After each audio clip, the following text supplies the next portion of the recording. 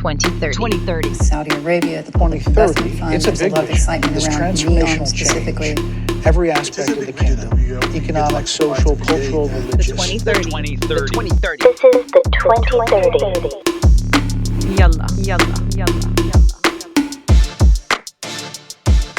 This is the 2030 episode 30. Dr. Hanaa, how are you? Nice to see you. It is good to see you. Yeah, it's a lot of episodes. We're just getting started, though. I mean, it is a lot, and we have an unbelievable slate of interviews and cool conversations coming up that we cannot wait to roll out here as we push through the month of September. And this feedback I wanted to read. This is from Jordan, my friend Jordan. Hey, bro, I stumbled on your podcast via LinkedIn. Didn't know you were a podcaster, but from the amount of you talk on the golf course, it is the least surprising thing ever, LOL. Actually super interesting, and now it auto plays for me when I'm driving to work. Had no interest in Saudi Arabia, and now I feel like I know it. See you soon, and good luck with number 3. I believe he means my forthcoming child, and he actually asks if we can play golf Sunday. Jordan, I cannot. Maybe you will listen to this, and you'll hear that I can't play. But thanks, Jordan, for that. And you can send us feedback, emails, WhatsApp, LinkedIn. There's so many ways to get in touch with us. And we actually talked about this off the air, Dr. Hanaa. Our LinkedIn messaging situation is a little bit overwhelming. We would maybe prefer reaching out, I don't know, in another platform. It's just hard for me to go on there and check that, but we do check it. Just let us know what you think about what we're doing. Any suggestions? We love suggestions we are getting for the shout out section, which is where we sort of highlight exceptional Saudis or even non-Saudis that are change makers and playing a very small part in the vision and the transformation that is the subject of this podcast. So just reach out to us and let us know. Say hello to us. We love hearing it. Please do. You can always email us, Hanaa@the2030.com, Lucien@the2030.com, hosts at the2030.com if you want to talk to both of us at the same time. Very happy to get some feedback. I got a bit of feedback as well. I got some feedback from Thomas Paulson. I think you might know him, and basically said he really enjoys the 2030 as someone who has been in and out of the Riyadh bubble long before it became fashionable. It's refreshing to hear your and Lucien's lively take on current events. That's nice. Thank you, Thomas. Yes, the Saudi bubble is now fashionable. It's on vogue. Many Khawajas like us were there before, and I feel like for us it's super cool because we have that kind of perspective of the before and after, which is my favorite type of Instagram post as well, when you're just dirty house, clean house. I'm like, wow, so satisfying. So it's been very satisfying to see Saudi Arabia transcend into an emerging, modern and vibrant society and economy. Thank you, Thomas, for that. Very good feedback. Very nice to hear. Yeah. It was nice. Yeah. I also got another piece of feedback from somebody that's about to visit Saudi for the first time, and I shared the episodes with her that I thought were most relevant to her trip. And she replied basically about an hour later with, "I'm loving the podcast, so interesting, really looking forward to talking and going to Riyadh." So I'm so excited. Now she was really apprehensive about it, and now she's looking forward to it. So that made me really happy as well. That's super awesome to hear. Nothing to be apprehensive about. Riyadh is awesome. All of Saudi Arabia is awesome. It's definitely worth visiting if you haven't done so yet. It's super different than many places you visit. And for me, that's what I look for when I travel. And it is really fun. Saudi Arabia has this image. I mean, it's amazing. And it just never changes in the US. It's one of the things we're kind of working on in our small way with this podcast to sort of explain to people, hey, nothing to be afraid of, nothing to be apprehensive about. As you know, Dr. Hanaa, it's something that I've mentioned to you, but Saudis are the most welcoming, the most hospitable people I've ever met. It's not even close. So when you go, you will feel the same kind of warmth when you get there. It's awesome. Love hearing feedback like that. That was really good. Let's get to a deep dive.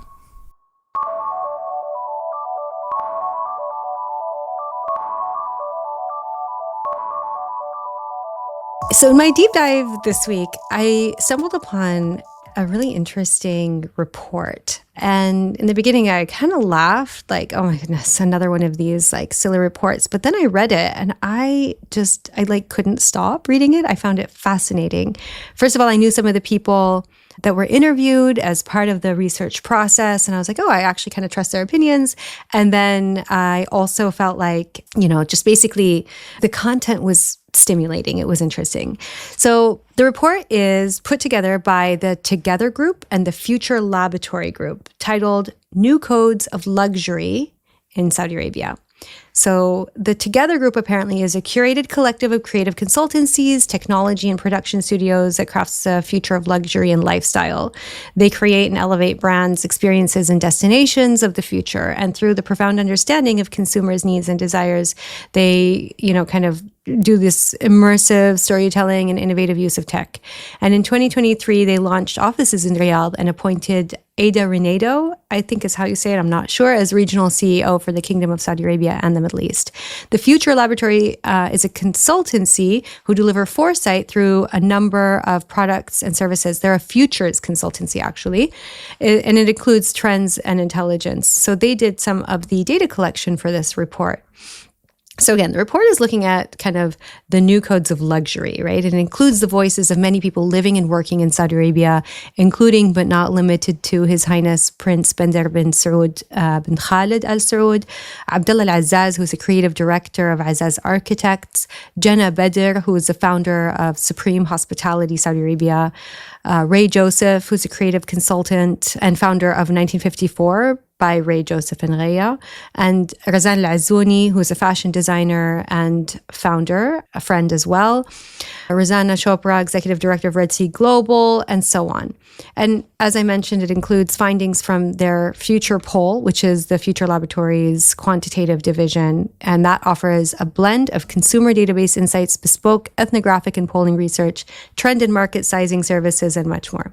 For the report, the primary research was conducted online from the 1st to the 18th of September 2023, 500 adults aged 18 plus in the kingdom with a household income of 500,000 riyals and above, so like $133.3 thousand annually plus.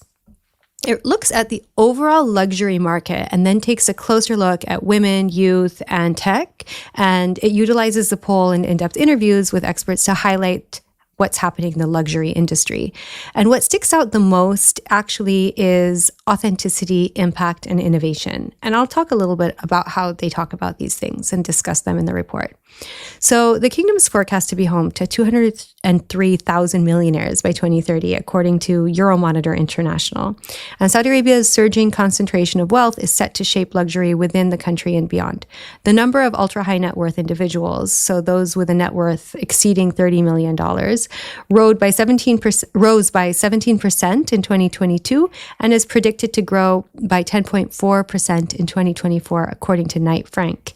We might want to ask our friend Faisal Durrani a little bit about this research that has estimated these numbers. And when asked what elements define modern luxury, the Future Poll survey shows that Saudis are most likely to opt for innovation and cutting-edge design, along with customization, personalization, integration of technology, and exclusivity and limited availability. Now, that last one, I think I've noticed quite a bit in the Saudi market, and we'll talk a little bit more about how that's playing out. 91% of the respondents mentioned that convenience is important to them when considering a luxury purchase. And I think this report's really interesting, not only for people who are trying to enter the Saudi luxury market, but really to understand what's happening with the consumer culture there as a whole. So recognizing these realities is going to be crucial for brands. But, Prince Bandar notes that the first thing businesses should do before coming to Saudi Arabia is to throw the ideas that they have about Saudi Arabia consumers out the door. Now, I think everybody should do that about Saudis in general. Throw your preconceptions out the door and come and see for yourself, similar to what we were just saying. The report delves deep into the way high net worth consumers are pushing the boundaries of ultra luxury. So women are expressing their creativity and personal style in new ways, and younger generations are balancing global trends with their identity. This has led to an evolving definition of luxury in the kingdom. And to quote Ray Joseph, their demands and their desires and what they expect from the market are changing. Ray is a creative consultant who is based between the Gulf and New York. They expect something that looks like them, that acts like them, that relates to them, as opposed to something that is entirely imported, is what Ray says about their desires. The report also highlights how many see the luxury industry in Saudi to be more authentic than in other places. They don't say this, but when I read between the lines, I'm hearing this is not about being dressed in Louis Vuitton from head to toe for most, but it's more about experiencing the world in the most luxurious way possible. So Georgia Fendley, the founder of luxury design agency Construct, which has created branding for Amman, Net-a-Porter, in addition to several other high-profile projects in the region, says, quote, "There is little tolerance for pseudo-luxury. They're more honest and more focused on quality and craft. For me, that's exciting because a lot of what we're seeing in other markets presented as luxury is not luxury at all. It's a manufactured memento of luxury." The discernment is evident among ultra-high net worth individuals and high net worth individuals in Saudi who are financially savvy, seeking wealth protection from geopolitical risks while cultivating legacy creation. Privacy and security are also chief considerations for them. What I thought was also fascinating was the way Georgia goes on to describe the luxury consumers. The kingdom's high earners exhibit an appetite for truly bespoke experiences. It's therefore key to tailor to luxury to the individual. And she says, quote, "At this level of luxury, we're speaking to an audience of one. So we try to avoid ever thinking about a demographic." In the Future Poll survey of Saudi nationals, more than half, so 54% of those with a household income of between 900,000 and 1 million Saudi riyals, and 60% of those earning over a million say personalized offerings significantly affect their decision to engage with a luxury brand or service.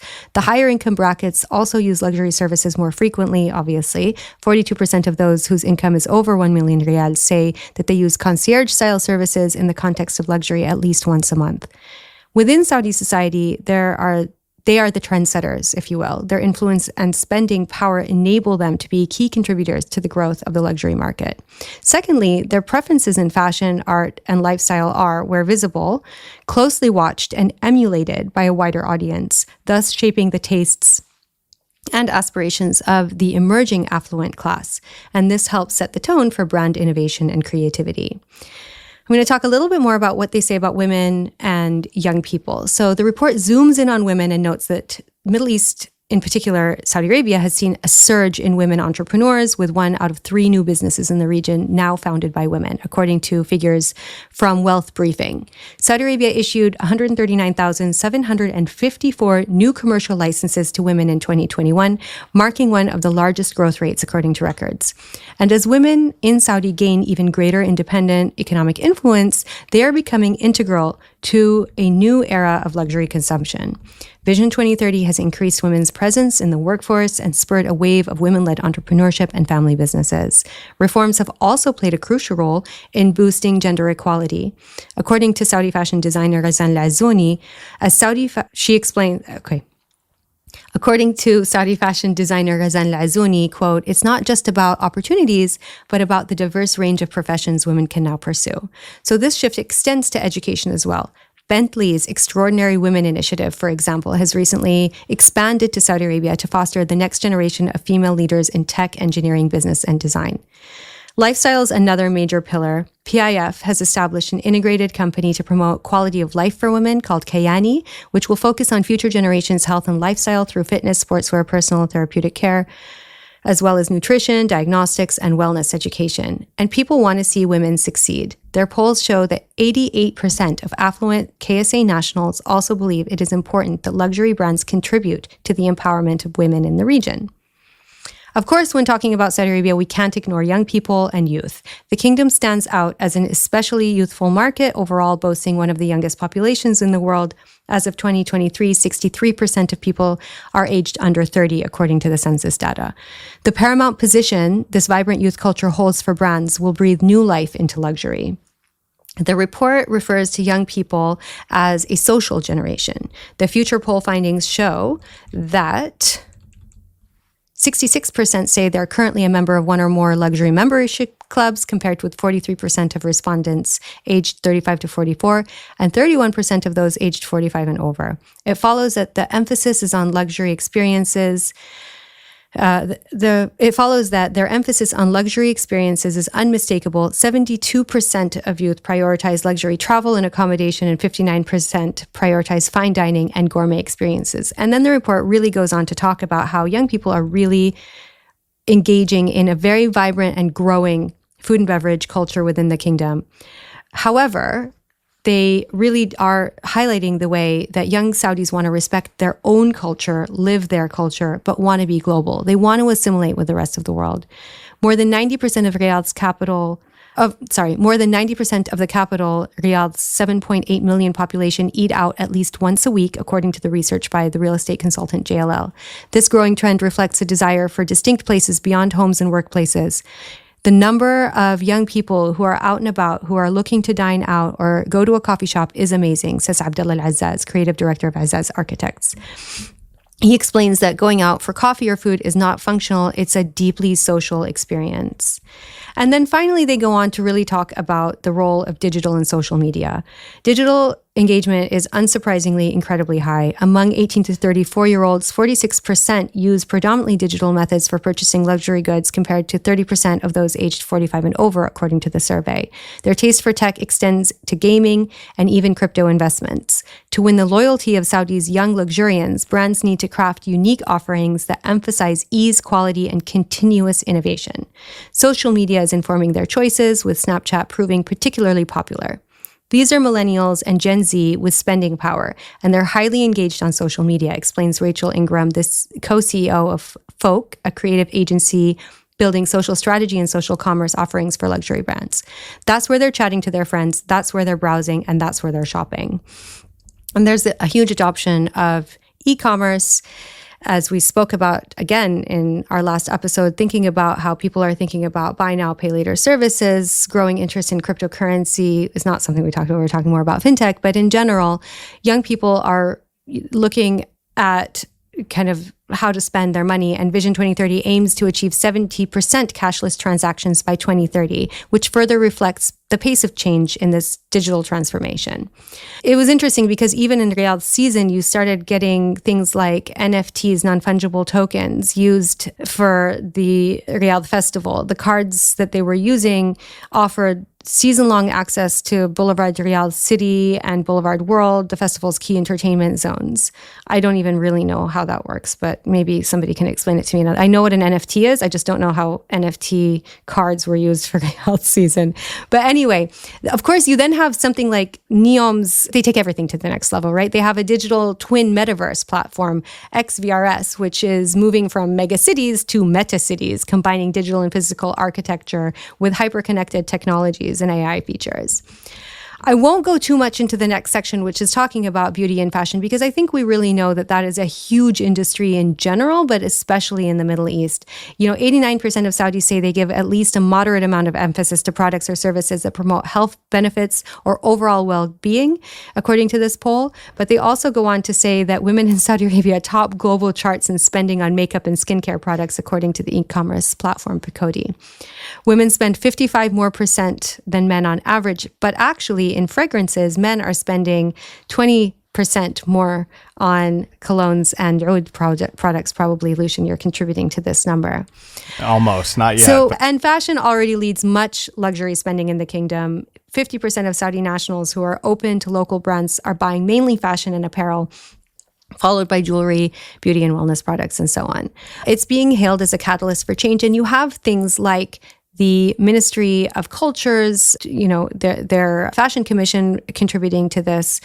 As Jenna Bedir notes, there's going to be a huge uplift in Saudi designers who are going to be showcasing their designs worldwide within the next 5 years. And we've already seen that happen. There's also that push for made in Saudi Arabia. And you also have the added element of the push towards sustainability. And you're seeing things and collaborations with, for instance, the Fashion Commission setting up a research center at KAUS to explore innovative sustainable solutions in textile science.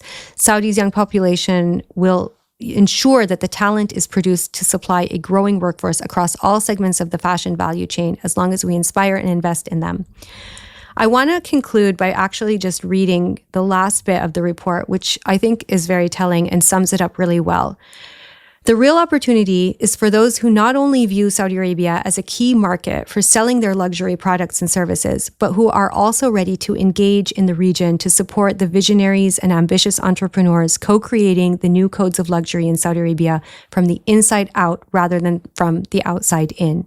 What sets Saudi Arabia's burgeoning breed of luxury apart is its unique blend of tradition and transformation, where demographic shifts, cultural influences, and technological strides converge to bolster the kingdom as a powerful global player. This report has delved into the intricacies of consumer demographics, the driving forces behind evolving trends, and the emergence of a distinct Saudi-first ethos. Beyond the echoes of heritage, we are challenged to ponder the future legacy of Saudi Arabia. How will it look, feel, and be expressed in unprecedented ways, even forming new global codes supported by best-in-class examples from a new kind of nation?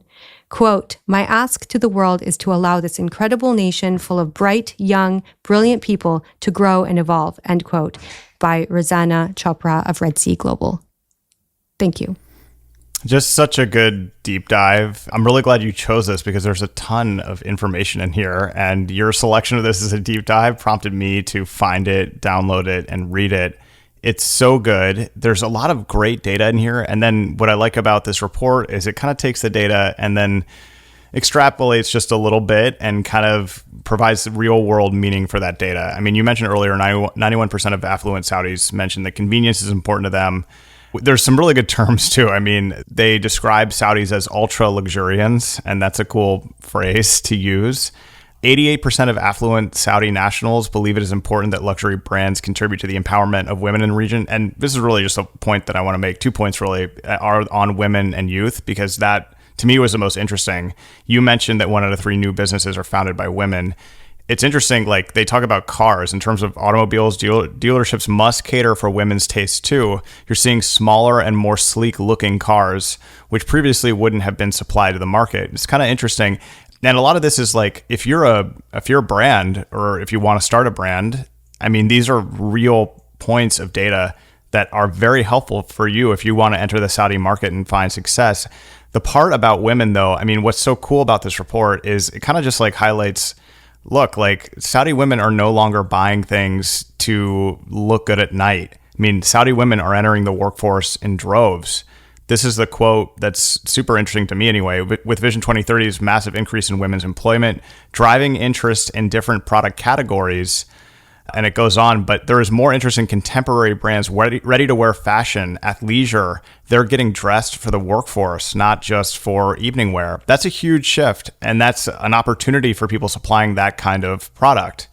And then the comments on youth, I mean, the youth of the future, 95% of affluent 18 to 34-year-olds think it is important to support and engage with Saudi-first enterprises and celebrate local craft and design. You mentioned the stat earlier, 46% use predominantly digital methods for purchasing luxury goods. 60% say they use a mix of both. I'm surprised that the target of 70% cashless in Saudi society, I mean, that seems low. I like never see cash anymore. No one uses cash, at least that I can see. Souks, yeah, of course. I mean, that's kind of how it's done. But I mean, that seems like a achievable and breakable target for Saudi Arabia by 2030. I just think that this report, I mean, this is a great type of thing to highlight. People are super interested. Everyone asks, hey, what do we wear in Saudi Arabia? We did a great deep dive on it. And earlier, this kind of builds on that. I mean, it's like, it's a very luxurious place. It's a very, I don't want to say formal because that implies like stiff. It's just people are proud of how they look. And for men, how they smell, which is an interesting stat that you brought in there. You don't know that though. Like, I mean, it's a big thing. It rings true. Maybe my cologne game, I got to step that up as we discussed recently. But I mean, I just great report. And I think the way that they presented it, you know, when you have data like this and it's just digestible and then, you know, kind of, hey, this is what it might mean. Talking about things like properties. Saudis are more and more interested in second, third, and fourth homes, etc. Yeah. So, you know, it really kind of defines the market going forward for luxury brands and services. This is awesome.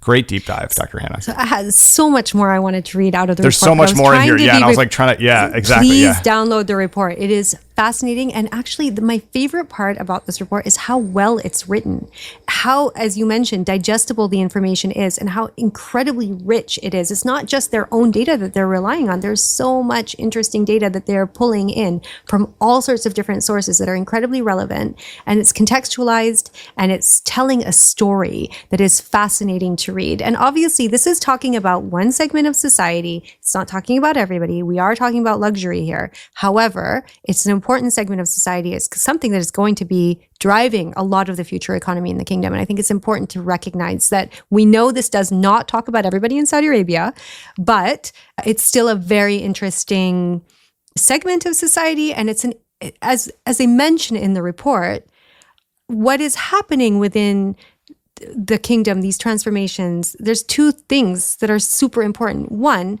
you're getting into the idea of Saudi first. You're also really highlighting the importance of incorporating heritage into design, and that will trickle down into across, different, I think, income brackets. But the other thing that's really important is the fact that you're empowering people to believe in the, women-led organizations. You're empowering women to dress more confidently for the workplace. And finally, you're bringing in the sustainability dimension, and you're talking about that. And all of those are really important, instead of just thinking about throwing all types of imported luxury goods into the market and waiting for Saudis to buy them. It's a different dynamic that's happening. And I loved reading this report for that reason. Yeah, make sure you check out this section. I think it's on page 22 of this document, of this report on fashionomics. If this is something you're interested in, there's a ton of really good stuff in there. This is something we've talked about as well. I mean, fashion in the kingdom is going to start playing a larger and larger role in the wider economy. I mean, 1.4% of the kingdom's GDP, $12.5 billion in additional value. This is according to Forbes. And it really talks about a lot of things like, I mean, is the abaya, is that an exportable kind of fashion? These authors of this report seems to think so. There's just, that segment is fascinating because they're kind of looking forward with it and saying, hey, like, what might be a next trend? I don't know. It's just just a really great report. A lot in here. It's the type of thing where I was, fashion, like I don't really consider myself a fashionable guy, but it's a very, very digestible report. And now I feel like, there's just so much in here. It's a great mix of statistics and sort of future looking projections on where things might be going from here. Yeah. And it's not just about fashion, right? Like, it's about luxury as real a whole. estate. Yeah. Which I often, I hate, because people tend to put Saudis in a few different buckets, right? And one of them is everybody, you all have, oil wells in your backyard. And that was a bucket that people used to put me in when I was growing up, and I hated it. It was that, or we wear towels on our heads, right? So I hated those buckets. There's also the, the religious fundamental bucket. There's the poor women need to be saved, but there's so many. But the you guys have so much money bucket used to really bother me, because and this report reinforces that, and it bothers me. But then when I read the report, I'm like, maybe we need to just think about how we're talking about luxury differently, because this is actually talking about the economy of kind of luxury products, but also about incorporating arts and heritage into the market that already exists, right? But I think, just as a sociologist, I think it's also really important to note that not everybody can access this, and not all Saudis have access to luxury, but they have access to new growing economies and can be part of this transformation because of all of the incredible active labor market policies that are in place, and all of the training and development that's happening in the education space within arts and culture and tourism and hospitality and so on. And tech, as they were talking as well about kind of the Bentley program, which empowers women in Dar al-Hikmah to become leaders in technology, science, so on and so forth. I could talk about this forever. I found it really I know, this is so good. Yeah, I mean, there's so much in here. Download the report from thefuturelaboratory.com.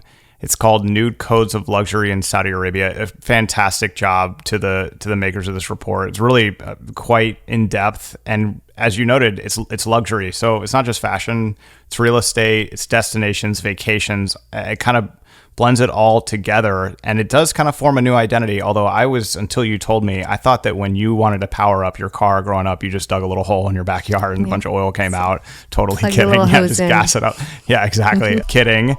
Great report. Dr. Hanaa, let's get to the news. Let's get to the news.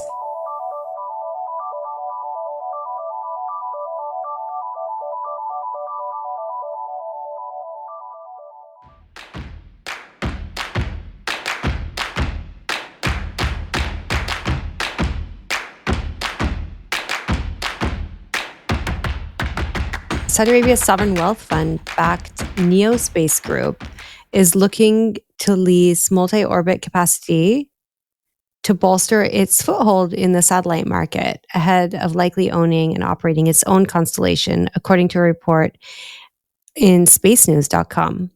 Quote, our team is currently working hard to identify those areas in the market where it makes sense to deploy our own capital, NSG's newly appointed CEO, Martin Blanken, told Space News in an interview. It's a great CEO of a space company's name, Saudi Arabia's PIF. Obviously now, I think the second largest sovereign, maybe third in the world, created NSG in May of 2024 as part of plans to become a major force in space and diversify its economy from oil. Blanken said NSG would be responsible for Saudi Arabia's commercial satellite and space activities, focusing specifically on communications, geospatial services, navigation, and Internet of Things monitoring network. They will also be looking into, which is something that is really important to both of us, Dr. Hanaa, as we travel all the time, being a leader in satellite internet and also in making sure that you have good internet when you are traveling on planes. Internet in-flight connectivity is a strategic priority for the company, which makes me so happy to hear. Internet connectivity on planes is unbelievably bad. I don't understand. We're closer to space. And yeah, so anyway, if they can be a leader in that, then I'm getting an NSG t-shirt and wearing it on an episode because that would be so sweet. Yeah, I could really use better internet. You know, the worst one I ever had was I was flying to the US and I bought an internet package. You gonna and say it the was airline? No, can I? You 'Cause, can like, say was it. bad. Yeah, we're an independent I news organization. believe I was on American. Oh, ouch.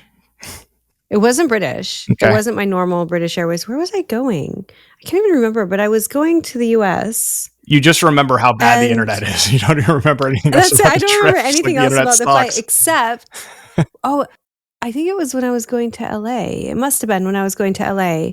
And they're like, yeah, it's not going to work until we get to Canada. I'm like, that's like the majority of the flight. What are you talking about? And he was right. It didn't work. I bought the internet. It didn't work until I got like basically above Canada.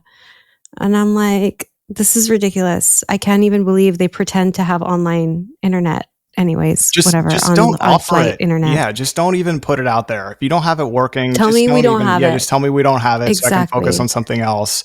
I've been on a lot of DC to Riyadh direct flights, and it just never works. And I always pay for it because I'm always like, maybe this is who knows if they've like put Starlink on the plane. I don't know if Starlink works on Right? planes, but like, wouldn't it be a true luxury to have like really fast Wi-Fi on a plane? I could work the whole plane ride. I know. And yeah, I just like don't get that.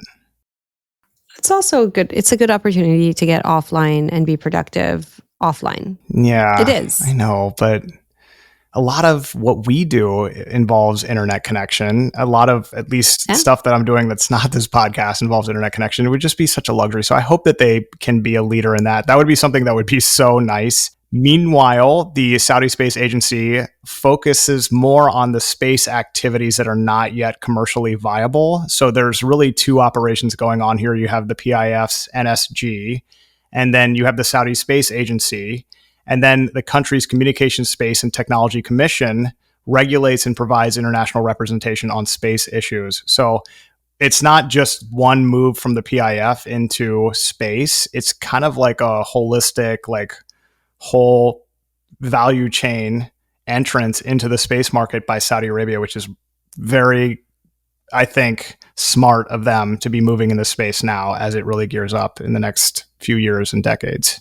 Saudi Arabia plans to scrap so-called light touch oversight of its nuclear facilities by the UN atomic watchdog and switch to regular safeguards by the end of the year, the kingdom said this week, a step the watchdog has long called for. Saudi Arabia has a nascent nuclear program that it wants to expand to eventually include activities like proliferation-sensitive uranium enrichment, according to Voice of America. Riyadh has yet to fire up its first nuclear reactor, which allows its program to still be monitored under the Small Quantities Protocol, SQP, an agreement with the International Atomic Energy Agency that exempts less advanced states from many reporting obligations and inspections. The kingdom has submitted a request to the agency in July 2024 to rescind the Small Quantities Protocol and implement to the full comprehensive safeguards agreement. Saudi Energy Minister Prince Abdulaziz bin Salman told IAEA's annual general conference, speaking through an interpreter.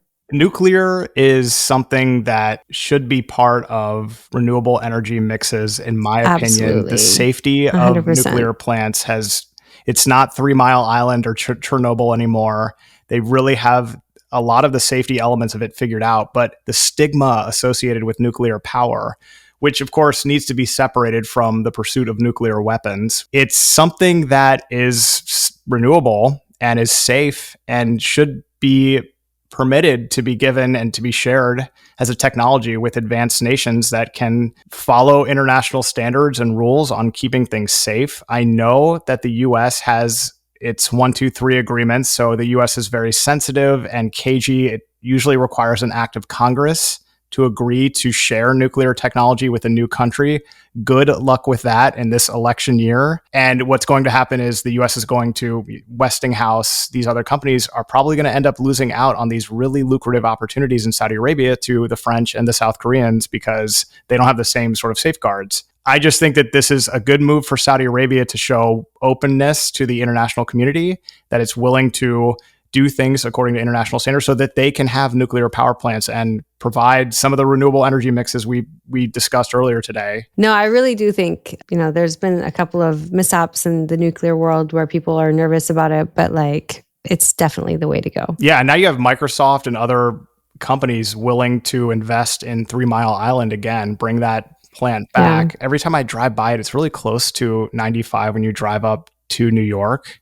It's kind of wild to see. It was the site of a potentially serious disaster, but hey, it's all good. Did you ever watch the show Chernobyl? Yes, it was awesome. It was really well Everybody done. says it's so good, but I can't get myself to watch it because it's dark, so dark. Yeah. So dark. And I've watched a lot of dark things, but that in particular, But I definitely want to watch it. I can't get myself now to watch things. I watch so little TV now that it's when I sit down to watch something, I'm am I really going to watch something really depressing? I get an hour a week max in front of the TV. Yeah. Usually not even that.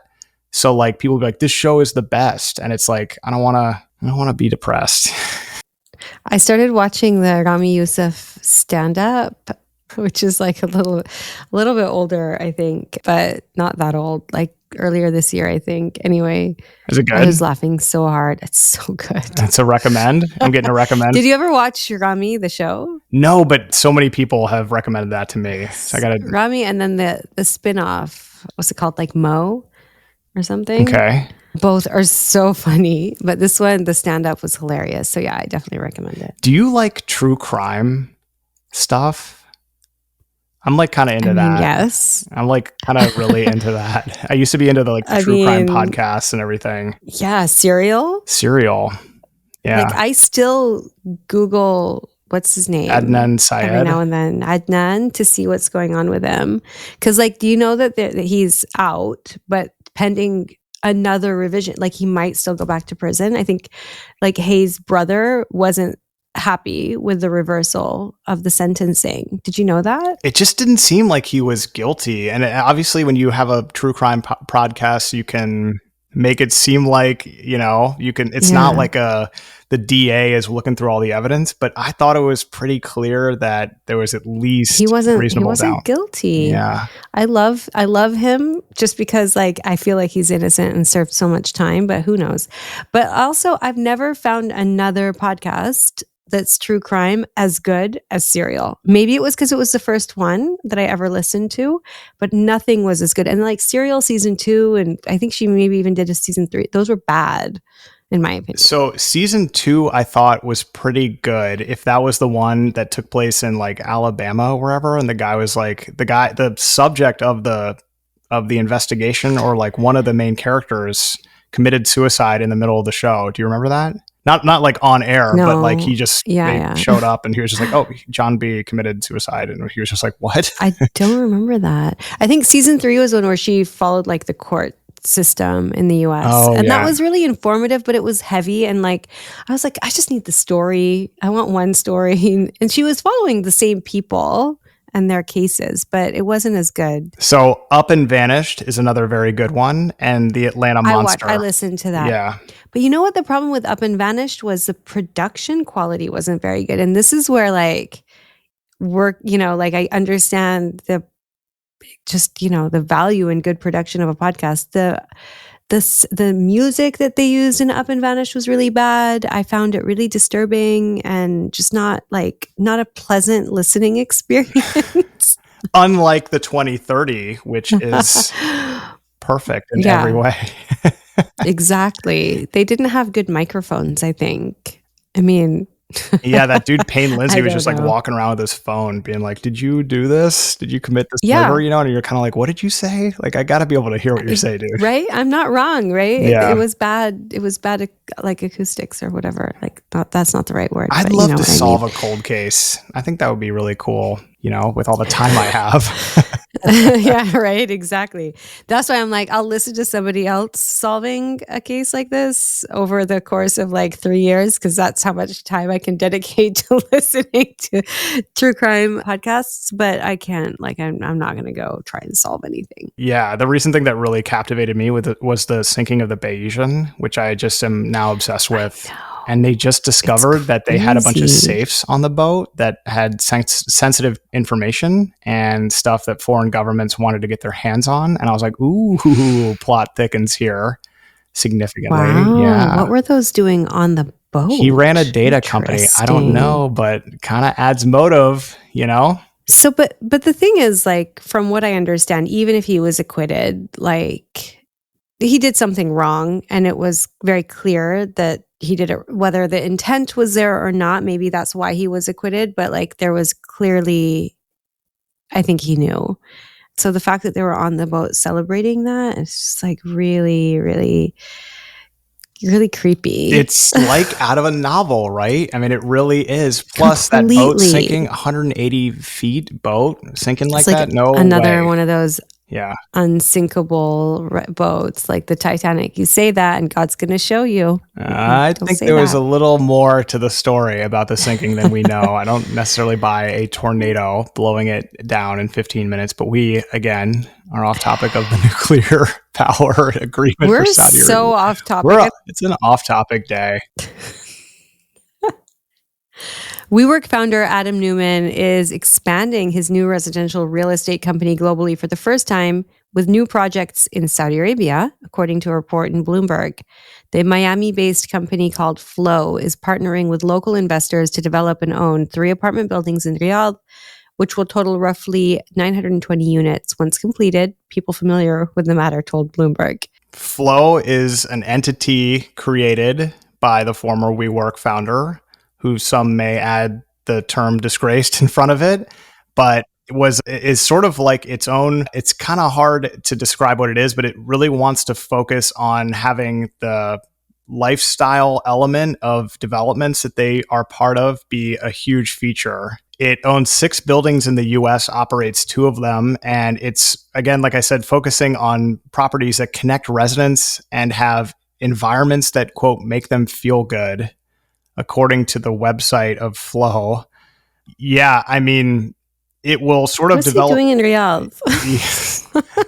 Actually, would be kind of welcome. A lot of the developments in Riyadh are just developments because they're done by the private sector, so they need to maximize profit. And the better ones I have found have spaces in the middle for playgrounds, etc. And Flow created an entity specifically to do this in Riyadh. I believe it'll operate as a subsidiary of Flow based in I believe either New York or California. A Flow spokesperson said Saudi Arabia presents a tremendous opportunity to invest in a place with dynamism. I can never say that word. Dynamism. Dynamism and growth. We are proud to bring our product to the region and help address a growing market need. Yeah. One of the Riyadh apartment buildings has already been opened, by the way, and will likely be completed by the end of the year. The remaining 2 will be open by the first quarter of 2025. So maybe that's where I will take up residence and report back to the 2030 on how my Flow experience is. Let us know. I will if I go that route.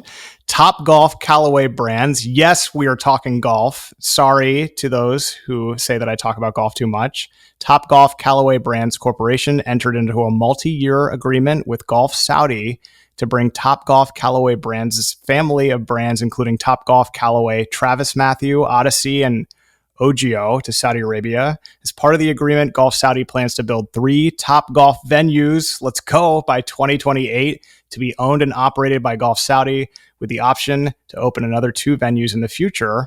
In addition, Callaway Golf, Odyssey, Travis Mathew, and Ogio will become the official equipment and apparel brands for the Saudi men's, women's, and juniors national golf teams, as well as for Saudi elite golf professionals and golf pros working at Golf Saudi facilities, which is not the best news for me. I'm team Titleist all the way, but... Managing Director and President, EMEA for Callaway Golf and former Topgolf Chief Franchise Officer Ben Sharp said, "We're excited to enter another market in the Middle East with 3 venues in Saudi Arabia. We found a strong partner in Golf Saudi to help us bring our modern golf brands, Topgolf, Top Tracer, Callaway Golf, Odyssey, Ogio, and Travis Mathew to the region and help transform Saudi Arabia into an exciting or exceptional golfing nation." Sorry, what are we talking about? What are these things? So these are brands. It's like Nike, Adidas, and Reebok. Callaway. Are they brands of the golf courses or brands of the equipment? No, I love that question though. It shows how little you know about golf, which is always I have no idea what we're talking so about. the top 3 brands in golf are probably Titleist, Callaway, and there are others like it. They're sort of like a brand where you have essentially like the clubs, your glove, and then apparel, and then everything in between, tees, and the number 1, I believe, is balls. So like golf balls are, made in several different factories, usually in China, but the consistency in your ball really matters. So like what people recommend to those that are starting up playing golf is pick a brand of golf ball and stay with it, because if you change golf balls all the time, there's a different feel. Eventually, you're going to wonder why you don't have the same feel. You're not hitting the same shot. So Callaway owns Top Golf. Top Golf. Do you know what Top Golf is? I'm assuming it's another brand. So it's not. It's there you go. It's like a stadium. They're everywhere in the United States. It's like a stadium kind of thing, usually with 2 or 3 levels. And it's like a restaurant and a bar, probably not going to Saudi Arabia necessarily at the beginning. And it's like a driving range. And then they have all of these different games you can play. So it's like kind of like going to the bowling alley in a way. It's like a one-stop shop. You can play golf and all this other stuff. Ew, bowling alleys. I know, bowling alleys. I actually bowled a 279 once. I like kind of got into bowling in high school. Like, I don't know why, but anyway, off topic again. That's like the 5th time. We're sorry, everybody. So this is cool because this kind of makes more official Saudi Arabia's like golfing scene. This is not with Live Golf, which is separate. That's PIF. This is with Golf Saudi, which is a government organization that is tasked with growing the game of golf. That's actually a really huge challenge. It's separate from golf courses, although they are involved in that. The challenge is really to get young people to play golf. About a year and a half ago, I went to the driving range in Riyadh with my buddy, and I was by far the best golfer there that wasn't a hired pro to be brought in. And now when I go to that driving range, there are a lot of good golfers. You can see it. You can see people getting into it, playing and practicing a lot more, which is cool. I know you're just like, man, when are we going to stop talking about golf?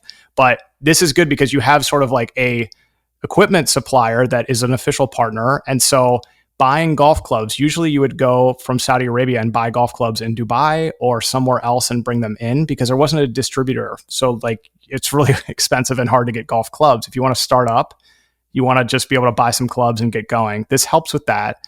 Separate from this conversation, which is cool, and Top Golf is fun, even if you don't play golf. The PGA and the Saudi-backed Live Golf Tour, their talks are still dragging on. They have dragged on for over a year. We're starting to get more information about why, and that is getting players to agree on who gets to keep the money that they were promised by Live Golf. So it is now on the players that Live Golf and PGA have not merged. The PIF started Live as a rival to PGA, as everybody remembers, and it started buying big name players and bringing them into the tour. Since then, they've been working on the terms of an investment by Saudi Arabia into PGA, which was the announcement, into a company called PGA Tour Enterprises, and they're valuing that at $12 billion. So, whoa. Yeah, that would be, I really want that to happen so that the players can start playing in different tournaments. We can see these matchups again. As a fan of the game, golf. Talking about it. I'm sorry everybody's rolling their eyes. I do think this is a big deal, though, this deal with Callaway and bringing some of these facilities into Saudi Arabia and making it easier to get brands and equipment, not at the bougie country clubs in Saudi Arabia. So I think this is really good for the game. Excellent. Anything else to add, Fantastic Dr. Hanaa, on the golf news. topic? Then we will use. No, but you did a shout out to Nuh Halirullah. Yes. In a couple of episodes, I don't remember, a few episodes back. So, and I remember my comment was, I think I could get into the apparel side of the golf experience. Now I understand, now I know where to go shop. Yes. So this is good. Yeah. Is there a golf course in the Eastern Province? Do you know about? Yeah, in Aramco. Oh, okay. At least. I mean, if there isn't more. There's been one in Aramco forever, as long as I can remember. There's a golf course that is beautiful and people go and they golf there. And yeah, I mean, it's been around forever. I don't know that there are other ones, but there's definitely that one. Cool. So maybe the oldest one in Saudi. It's got to be the oldest in Saudi, right? It's got to be. Yeah, I think so. Dr. Hanaa, see you next time. Thank you, Lucien.